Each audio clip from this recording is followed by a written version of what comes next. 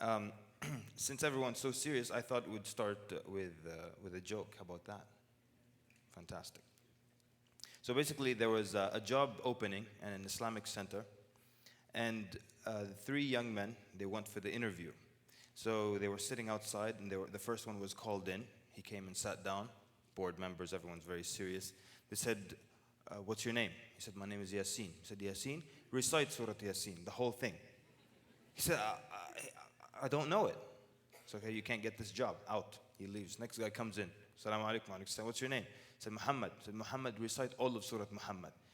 He said, I haven't memorized it. He said, well, you can't get this position. Thank you for your time. He goes out. The third guy's waiting outside. These guys are coming out very quickly. He said, what do they ask you guys when you go in there? They say, well, basically they ask you your name, and if it coincides with the same name of a surah in the Qur'an, they ask you to recite the whole surah. He said, oh no. So he goes in, he sits down. Assalamu alaikum, wa alaikum salam. He said, what's your name? He said, well, my name is Ibrahim, but my mother, she calls me Al-Kawthar.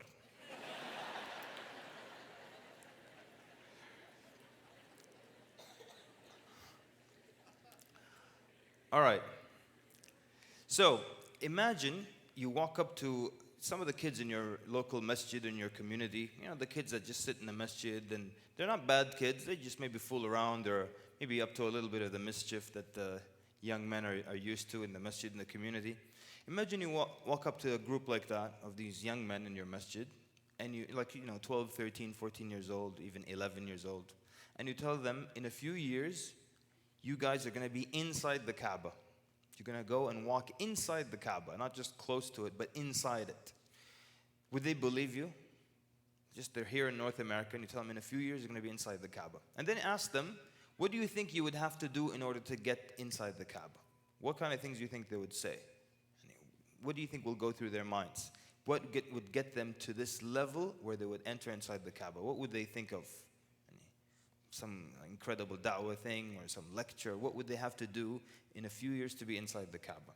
This is a true story of what happened to some of our youth in North America, in here, in the United States. And they were just kids who would run around the masjid, they pray and what have you. They don't do anything really bad, but they just fool around, they play games, and they're hanging out in the masjid. Then a Quranic school opened up nearby to this masjid, near this masjid, and their parents put them into Quranic memorization. And in a few years, they memorized the entire Qur'an. Then they entered into a competition, Qur'an memorization competition. And they scored pretty high, alhamdulillah. And they won a trip to Saudi Arabia at the expense of the king. And they were allowed to perform Umrah. And then the Kaaba was opened up for them. And they entered inside. And they stayed in the middle, inside the Kaaba. And then they came back to Virginia. So tell me, what else in the world could have given them this honor? What else on this planet could have put these young men inside the house of Allah subhanahu wa ta'ala, inside the Kaaba? And there's nothing, there's absolutely nothing they could have done that would end them and put them inside the Kaaba. Not any amount of lectures that they would have given, no matter how eloquent they were, not any amount of money that they donate to any group, not any type of poetry, not any song, not any nasheed, not acting. There is nothing else in this world besides the Qur'an, besides the glorious Qur'an, that would put a few young men inside the house of Allah Azza wa Jal, in the Kaaba. And then they were back amongst their community in a few days. Nothing but the Qur'an could have done that. Can you think of anything that would put them inside the house of Allah Azza wa Jal? And this is the nature of the Qur'an. And that's why Nabi sallallahu alayhi wa sallam said about the Qur'an, إن الله تعالى يرفع بهذا الكلام أقواما. يعني Allah Azza wa Jal will raise people in rank with this speech. Some people, Allah will raise them in rank due to this speech, meaning this Qur'an. ويضع به آخرين. And others, they will be lowered because of their disobedience to the Qur'an, of their turning away from the Qur'an. It will put them in their proper place. So some people, it raises them high, and others, it puts them in their place for how they dealt with the Qur'an. So these young men, it's the Qur'an that put them in this place. And even in simple instances where people stand and one of them is supposed to lead the salah, which one will advance forward? Which one will get to that rank of being the imam? It's the one who has more memorization of the Qur'an. So the Qur'an, this is its nature. It raises some people, and those who turn away from it, it puts them in their proper place. So what is our relationship with the Qur'an? And which group will we be with? Inshallah Azza wa Jal, the first group. But no doubt, every single one of us in this room, we want to improve our relationship with the Qur'an. Some people, their relationship with the Qur'an is that of letters and pages. It's a physical book. And this is a strange relationship, right? It involves a lot of strange rules. For example, you find people make up this rule that if you have a Qur'an in your bag, then your bag should never go below your waist, because that's insulting to the Qur'an. So you'll find the guy walking with his bag like this, everywhere he goes like this. Why? Oh, there's a Qur'an in it, and I shouldn't lower that. So respecting the pages, the physical letters of the Qur'an. And this is a relationship that involves, putting the Qur'an on the highest bookshelf. It has to be higher than all the other books, the novels and all that. And then Ramadan time will come up, get it ready, read a little bit, we become friends with it. Then when Ramadan's over, it's time for Eid. Okay, it was nice knowing you. I'll see you next year, inshallah. Put it at the highest place, inshallah. This is the respect we have it. It's a weird relationship. It involves a lot of hugging, a lot of kissing, a lot of rubbing, kiss them. A lot of rubbing. All kinds of weird things involved with take the book, like turn it, kiss, hug. Yeah, and all kinds of strange things you see. And that's what it is, right? It involves putting it under babies, baby is born. Take that little microscopic Qur'an, that one, right? And it comes with a magnifying glass. Hey, who is this jerk who's going to... Just what an annoying person, yeah? Why don't you just get a regular sized one? Yeah? You're going to get the microscopic one, get a little magnifying glass. Why? You know why? They make it that small so you can stuff it under the baby's pillow, so it can protect the baby. Protect the baby. You know how you can disprove to them that it protects the baby? Go to someone's house that has a little mushaf under the baby's pillow and smack their baby. Yeah, practical example. Okay. All right. Obviously, this doesn't raise people in ranks, does it? Right? So, raising ranks of people due to the Qur'an has something to do with understanding it. Has something to do with acting upon what's in the Qur'an. So some of the heroes we're going to talk about in this lecture, they've been raised in rank to the point that we mention their names hundreds of years later, and some of the names you may not even recognize them. Who is this person? Who is that person? So, but we're going to mention them today, hundreds of years after their death, because of this relationship they had with the Qur'an. A relationship of reading, understanding, and acting upon the Qur'an. And you see many people being raised in rank in such a way. For example, and some of the ways they recited the Qur'an was what's made them so amazing. The way they recited the Qur'an. I would like to read you the advice of Ibn Mas'ud radiallahu anhu when it comes to reading the Qur'an. This is how he gives you advice when it comes to reading the Qur'an. He says, do not read it like you're reading poetry. And just for whatever is the rhythm in it or the rhymes in it, that's not what it's for. He said, don't read it like you're reading poetry. قِفُوا عِنْدَ عَجَائِبِهِ. Stop at whatever is amazing in it. Pause there and contemplate. Something's amazing. Don't just rush through it. قِفُوا عِنْدَ عَجَائِبِهِ. Pause and contemplate. وَحَرِّكُوا بِهِ الْقُلُوبِ. And move the hearts with it. An amazing advice, yeah? Move your hearts with it. Yani let it cause your heart to be moved. وَلَا يَكُنْ هَمُّ أَحَدِكُمْ آخِرَ السُّورَةِ. Which is amazing. He says, and do not let the concern of one of you be the end of the surah. Do you know what I'm talking about? Yeah?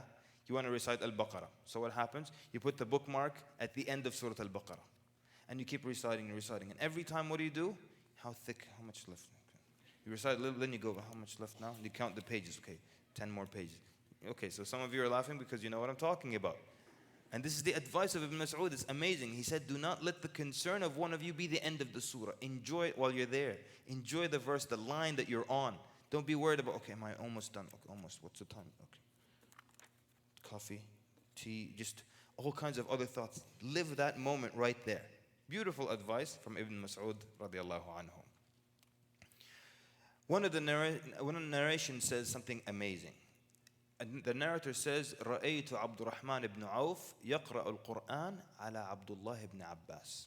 I saw Abdul Rahman ibn Auf, one of the 10 given glad tidings of paradise, reciting the Qur'an upon Abdullah ibn Abbas. What's so amazing about this narration?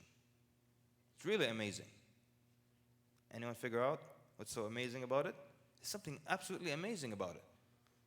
Abdurrahman ibn Auf, the 10 given glad tidings of paradise, one of the early Muslims, and Abdullah ibn Abbas. Who was he? He was a child when he was doing his thing. He was a child, little boy. And now this grown man companion is going to recite the Qur'an upon this young man, Abdullah ibn Abbas. That's amazing. So how does this young boy get to the state or into the level where after a few years, one of the great companions, one of the 10 given glad tidings of paradise is reciting upon him? And you all know the answer. It's because of his relationship with the Qur'an. It's because how well he understood and knew the Qur'an. So understanding, knowing the Qur'an, knowing Allah, what Allah Azza wa Jalla is telling us, that's the key. That's what's more important. And there are many other of these amazing narrations. One of them, his name was Salam ibn Abi Muti'. He says, كان قتادة, he's talking about Qatada, يختم القرآن في 7. He would finish reciting the entire Qur'an in 7 days. So in 7 days, he's done with the entire Qur'an. When Ramadan comes, he finishes in every 3 days. Every 3 days, he finishes the entire Qur'an cover to cover. And when the last 10 nights of Ramadan would come, he would finish it every single night. Every night, finishes reading the entire Qur'an. Another by the name of Hamza, he says, I looked at the Qur'an until I feared to lose my eyesight. Reading it so much, constantly looking at it. He said, I was afraid I would lose my eyesight. And he would read in the masjid until people would leave and disperse. And he would not sleep at night. His neighbors say they would hear him all night reciting the Qur'an. So imagine that. And he says, I looked at the Qur'an for so much and so long that I feared I would lose my eyesight because of that. And then there are people who watch so much television that they fear they will lose their eyesight because of that. This is the sad part, is that we will be resurrected on the same plane as such people. People who did that. So there will be a guy whose eyesight deteriorated from television, even though it doesn't really do that, but let's just suppose. His eyesight got worse from television, and on the day of judgment, he'll stand next to someone whose eyesight probably deteriorated from looking at the Qur'an too much. And can you imagine the conversation between the two of them? What happened to you? Wallah, I used to look at the Qur'an so much. How about you? Oh, wallah, television, some programs. Yeah. A little shameful, isn't it? Okay, very shameful. Abu Bakr ibn Ayyash, one of the known scholars, Abu Bakr ibn Ayyash, when he was on his deathbed, his sister began to cry. So he tells her, what makes you cry? He says, look at that corner in the house. So she looked at the corner. He says, your brother has recited the Qur'an in that corner over 18,000 times. Yani he's giving a large number to say, how many times in that corner did I finish reciting the entire Qur'an cover to cover? Yahya ibn Sa'id al-Qattan, and he was known as Amir al-Mu'mineen fil Hadith, he used to finish reciting the Qur'an every day for 20 years. Yani every single day he would finish the whole Qur'an cover to cover. For 20 years he would do this, for 20 years. Here's a question. Is this an exaggeration maybe? It's a bit too much. Hold that thought. Is this an exaggeration? Let's see if it is or it isn't. There were entire families who would take upon them to finish reciting the Qur'an every night. This was Al-Hasan ibn Salih ibn Hayy al-Thawri. And Al-Hasan, he had his brother Ali and their mother. Amongst the three of them, they would divide the Qur'an into thirds, and every one of them at night would recite 1/3. So in the household, when they're done in the morning, the whole Qur'an was recited in that household. So this is in night prayer. So then the mother died. So then Al-Hasan and Ali split it amongst them. Divided half and half. 15 juz, 15 juz. So they would finish it again in the whole night. Then Ali died. So Al-Hasan, he continued by himself reciting the Qur'an every night. This is something we used to do in this house. We'll continue it. The mother dies, we'll split up the rest. And Ali dies, I'll do the rest by myself. We'll continue in this house reciting the Qur'an every single night. Was that an exaggeration? Hold that thought. Abu Muhammad Abdullah ibn Idris ibn Yazid al-Awadi. He was, Nawawi mentions, the Imam al-Nawawi mentions this man's taqwa and righteousness and his place. So he was on his deathbed and his daughter began to cry.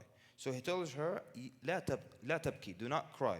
فَقَدْ خَتَمْتُ الْقُرْآنَ فِي هَذَا الْبَيْتِ 4,000 ختمة. He says, do not cry, for I have done the khatm, reading from beginning to end of the Qur'an in this house 4,000 times. 4,000 times. Now I know what some people are thinking, that this is impossible. And a lot of these stories are exaggerated, 4,000 times in 20 years, every day reciting the Qur'an. The scholars say something very interesting about this. They say, the further away you are from something, the more you find it to be unbelievable. The further you are away from something, the more you find it to be unbelievable. I'll give you a simple example. Let's say there's a young man, and he's spending maybe 2 months or 3 just trying to memorize Surah Al-Bayyinah. Surah Al-Bayyinah is so difficult for him. So for 2-3 months, just trying to get Al-Bayyinah, and he's not getting it. You tell this young man, there are people who memorize the entire book of Allah Azza wa Jal. And you're looking at a surah that's short in length, and look at the rest of this book. So to him, this will appear to be an unbelievable and amazing feat, true or false. Like, I'm stuck for 2-3 months on Al-Bayyinah, and there's some people who memorize the whole book of Allah. That's unbelievable. It's like an incredible task. Now, what if someone memorized 27 juz of the Qur'an? And you tell him, hey, you know, there's some people who memorize all 30. What's he going to say? All 30? No. Yeah, okay, I understand that. I know that. They're called Huffaz. My teacher is one of them, and I know a number of those. It's not amazing to him because he's not that far away from it. So he's done 27. You tell him 30, it's no problem. But the guy is still stuck on Al-Bayyinah, and he's very far away from it. So it seems impossible to him. So the scholars say, the more you are far away from something, the more it seems impossible to you. You tell me this guy would recite the Qur'an every day for 20 years? It sounds impossible to me. Because, you know why? Because for me, just reading 1 page is khalas, like pulling teeth. 1 page is such a headache for me. So when you tell me someone would recite 30 juz in a day or 10 every single day for how many years? Really? I don't know, it's an exaggeration. Yeah. You know something? Concerning these, again, not believing things. You know, you all know that Uthman radiallahu anhu, Uthman ibn Affan, it's mentioned as he was the first person to recite the entire Qur'an in one night. Recite the whole Qur'an in one night. So actually I met a Shaykh a few years ago, and he was telling me that someone came to him. So I'm telling this story narrated from someone who experienced it, right? So the Shaykh is telling me someone came to him, and he says, I went to a Shaykh. And I said, Shaykh, I don't understand these narrations where they tell you someone recited the whole Qur'an in one night. How could they do that, and how is that possible? So it's almost like I don't believe this. And how is this possible? So the Shaykh tells him, I'll give you the answer. Come to my house right after Isha. Okay? So again, this story, the Shaykh is telling me this story, and he heard it from the person that experienced this, the person who went to the Shaykh's house after Isha. He said, I went to his house right after Isha. He said, make wudu. We made wudu. Allahu Akbar. He said he continued to pray from right after Isha until about Fajr time. We finished the whole Qur'an in 1 rak'ah. I mean, not 1 rak'ah, sorry, in one night. He said, then when we were done, the Shaykh looked at me and said, that is your answer right there. There's your answer right there. It's possible. And he proved it to him by doing it. So this guy is never going to doubt that, yeah, some people would recite the whole Qur'an and khalas. He experienced it. And he will never ask this question again. Shaykh, I believe you. No, I believe you. Wallahi, I believe you. I believe you. My legs believe you. My feet believe you. You know? So something interesting about reading the Qur'an, yeah? It's kind of also the same phenomenon with the salah. The salah, when you want to get it out of the way, okay, you want to pray during commercial break because some great show is on, yeah? You want to pray during commercial break. Salah, when you want to get it out of the way, you want to rush it, what happens? It becomes heavy. It becomes difficult, yeah? And it's kind of like quicksand. You resist, sucks you in. Take it easy, and nothing happens to you. Salah is the same way. You want to get it out of the way quickly, before the commercial breaks over. You start to pray, then it's heavy. And it's not enjoyable at all. It just becomes more difficult for you. And when you try to focus on it, it becomes so nice and easy and short. I think every single one of us has experienced that. And especially in Ramadan, right? There's some things that affect your enjoyment of the Taraweeh in Ramadan. For example, how much you ate that day. True or false? We all know this. I remember one time I went to an all-you-can-eat, a buffet. I destroyed that place. I made the guy lose money. And then we went to Maghrib prayer. And the salah was so long, man. It was because my stomach was full. It was so long. I remember the imam was like, "Qul huwa Allahu ahad." I was like, "Qul huwa Allahu ahad?" Come on, yani. It's too long. You eat a lot, it's long, isn't it? And then there's some days when you go into Tarawih, it was like so short. And you're like, did he end early today? And you look at your time like, this is the same time. Why did it feel so short? That's the day when you knew the surah, right? You knew the surah. The day of Surah Yusuf, everybody's excited. Everyone comes early because they know the story. They know Surah Yusuf, Surah Yasin. Everyone's there early. They're familiar with it. So it's short that day. Then he's in the middle of Al-Baqarah or Al-Imran. Some people in the Salah. In the Salah. All kinds of weird things. And some people, out of the boredom, they bring their children, maybe not for the sake of their children having reward, just so they have something to do during the Salah. So you see the man with his child next to him, and he's yanking on the child, pulling the child, smacking the child. He gives him something interesting to do instead of just waiting for the Qur'an all the time. The whole Salah is just hitting this kid. The kid comes out after the Salah all bruised up. You want to go to Salah tomorrow? I can't. Let the bruises heal first, yeah? So, the Qur'an, the same thing. So when you read it, you enjoy it, you understand it, it's so nice and easy. When you don't understand it, like what Ibn Mas'ud said, radiallahu anhu, you keep going back, and is this almost over? How much? Khalas, you just want to get it out of the way. You probably all know the old joke about the guy who went to the masjid, and the imam was reciting. He recited Surah Al-Baqarah. It was so long, so long, all of Al-Baqarah. So then he left. Next day he comes. So then the imam, after Al-Fatiha, أَلَمْ تَرَ كَيْفَ فَعَلَ رَبُّكَ بِأَصْحَابِ الْفِيلِ. The guy just walks out. They said, why'd you walk out from the Salah? He said, yesterday he recited Surah Al-Baqarah, the cow, and it took so long. Today he's starting with the elephant. How long is that one going to take?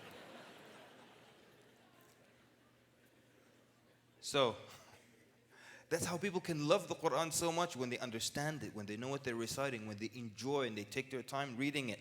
So it's not just a juz that I have to get out of the way. This is a ritual that I do every morning. It's something I need to get out of the way. But they recite it and they enjoy it. And when you enjoy it like that, it becomes an addiction.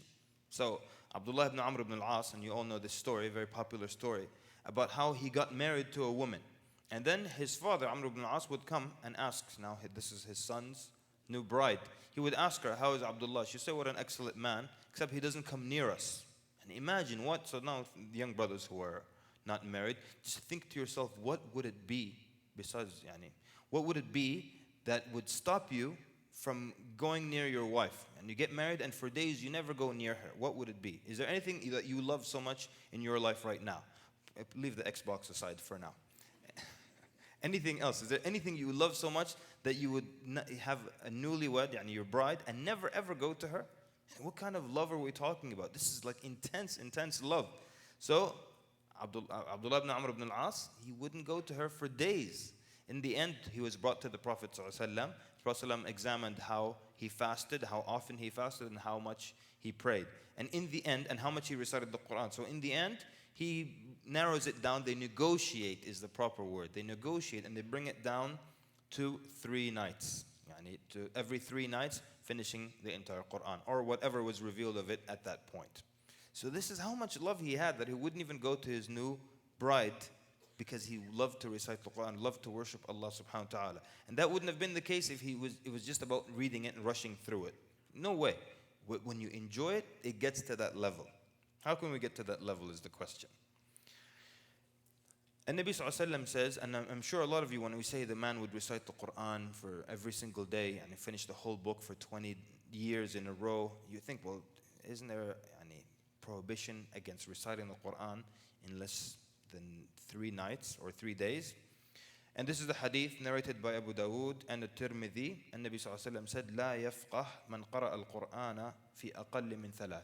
That the one who recites the Qur'an in less than 3, meaning 3 days, he will not understand it. He will not comprehend the message. Likewise, Ibn Mas'ud radiallahu anhu, he says, اقرأوا القرآن في 7 ولا تقرأوه في أقل من 3.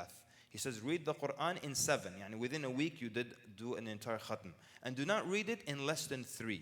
And likewise, Aisha radiallahu anha, she says that the Prophet sallallahu alaihi wasallam كان لا يقرأ القرآن في أقل من 3. He would not recite the Qur'an in less than 3. So that means then the maximum, according to these narrations and ahadith, the maximum you should recite per day would be 10 juz, right? 10 juz is the maximum you would recite per day.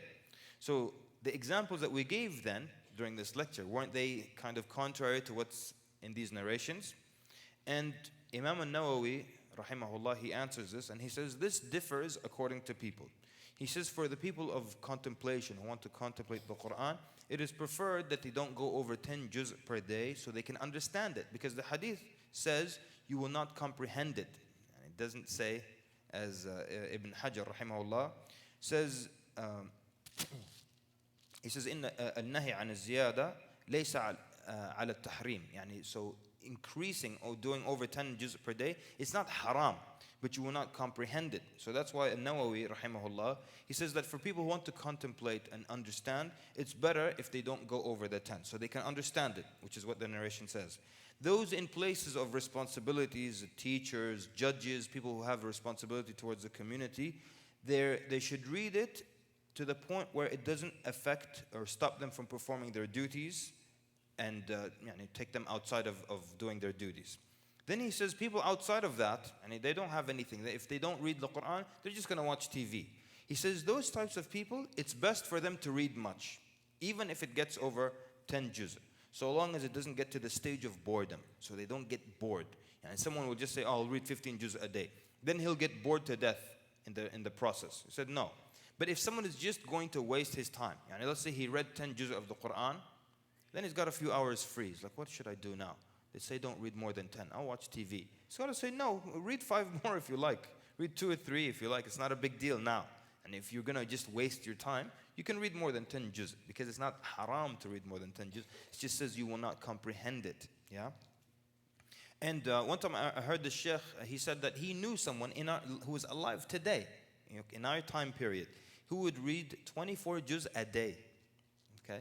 Now, he would read 24 juz every single day. Now, I know what you think. It's probably some millionaire who doesn't have to leave the house, right?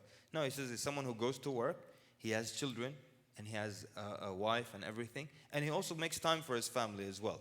But he can squeeze it in. He can do it. So, it's possible. And if someone can do that, you don't go into, oh, stop what you're doing. Just do 10 and then read the Qur'an and watch TV. No, khalas, leave him. So then the question is, what is the Qur'an, right? And we all know that it's a book of guidance. And beyond the fact that it's a book of guidance, yes, there's reward in reading. Every letter you get reward. You get 10 rewards. There is cure in the Qur'an itself, in reciting the Qur'an, reciting it over water and drinking it and so on and so forth. There's enjoyment in reading the Qur'an. And it be other levels, not just beyond the guidance and the wisdom in it. You can also enjoy just the physical act of reciting it or hearing it. You enjoy that. There's cures in it. There is reward in reading the letters. But first and foremost, it's a book of guidance. And that's very important. Because it's a book of guidance, we need to understand what it means. We have to understand what it's saying.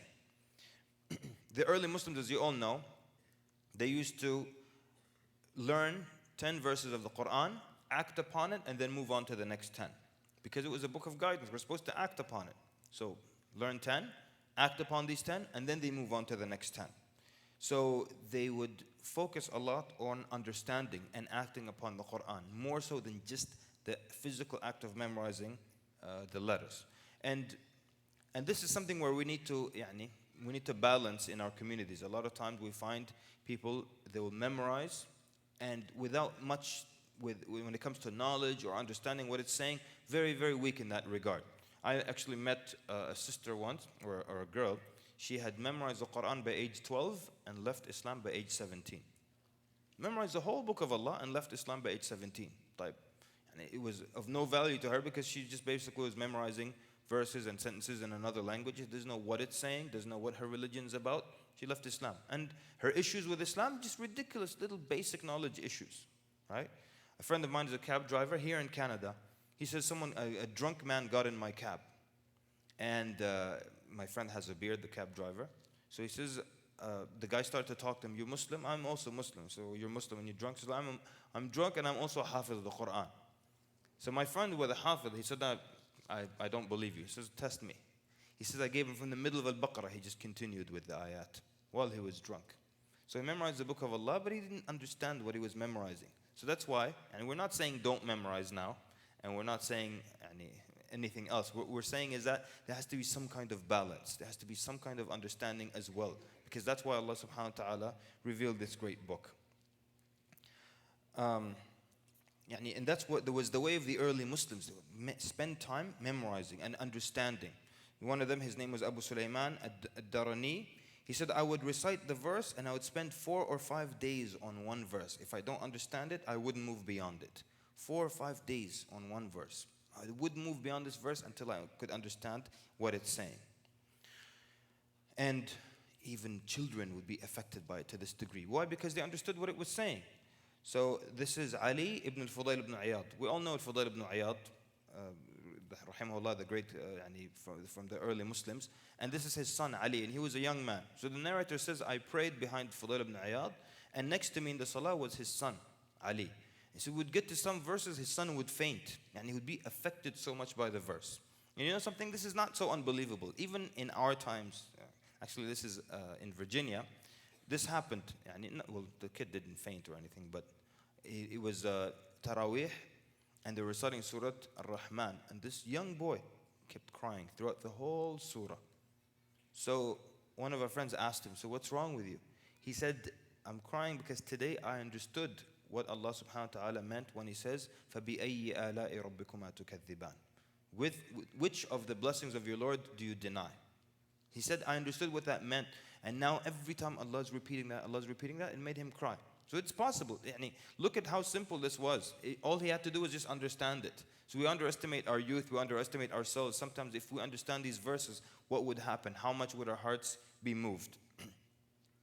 What I love, wallahi, when you hear stories like this of people and they put great effort. I love the story of one of the early Muslims, and he was praying at night. And he prayed for a long time, and then his legs hurt him. So he sat down. After the taslim, he sat down. Then he looked at his legs, and he had a stick in his hand. So he took it, and he hit his legs, almost like a punishment for them. He hit his legs. He said, do the Prophet ﷺ's companions think they're going to surpass us by far? You understand what he means? He means the companions are way ahead of us, right? So he said, how big are we going to allow this gap to be? He says, Wallahi, we're going to لَنُزَاحِمَنَّهُمْ عَلَيْهِ. We're going to, basically, it's kind of like we're going to compete or give them a run for their money. The gap is huge, but we're going to make it a little less huge. So then he hit his legs with the stick. He said, I'm going to get up and I'm going to pray. So I love it because he was human and he found it difficult. And then he told himself, you know what? They were human. And the gap between us and them is huge, but I'm going to force myself. So yeah, it hurts sometimes, but you force yourself. Sometimes you want to keep going and your body gives up, but you force yourself. And that's what's so wonderful about the narration. لَنُزَاحِمَنَّهُمْ عَلَيْهِ. Yes, we're going to try to compete with them. So we hear these stories like, oh, I'm so far away from this. No, try to compete. Like I said, we're going to be resurrected on the same plane as these people. Ali ibn al-Fudayl ibn Iyad was a young boy fainting from the ayat. And we're going to stand next to this boy on the Day of Judgment. We're going to be held accountable just like he was. So we put effort. Yes, we're human. Yes, it's difficult, but force yourself, push yourself. And I want to tell you one of my favorite things I heard from one of the scholars about reciting the Qur'an. And in the program that he suggested, the example that he gave it with 3 juz of the Qur'an. He said, before you go to bed, read 3 juz of the Qur'an. He said, the first day, it will be like unbelievable, like Mount Everest. Khalas. And then you're going to keep checking when it's over, right? And then he says, the second night, it's going to become like a small hillock. And then after that, it will become smaller and smaller. And then, this is the good part. All right? This is the good part. You with me? He said, then it will become an addiction. Somebody give me an over here. Nobody's moved? No? Canadian audiences, huh? So this is the same problem in the UK. Tell jokes in the UK, everyone's like this. I'm breaking the best jokes. One of them goes like this. That's his laugh. I left the event, like, what happened? What's wrong with these people? He's like, no, what's wrong? So they're not reacting at all. It's like, oh, they were very responsive today. Really? Yeah. Didn't you see the brother who? Okay. Do I see someone from the UK there? Oh, fantastic. Excellent. All right. You know, I actually tried this. Well, really, the first night, like before going to 3 Juz, like, oh. Second night, it's like, night after that, it's like, and after that, it's just, khalas. Then it's an addiction. You know what?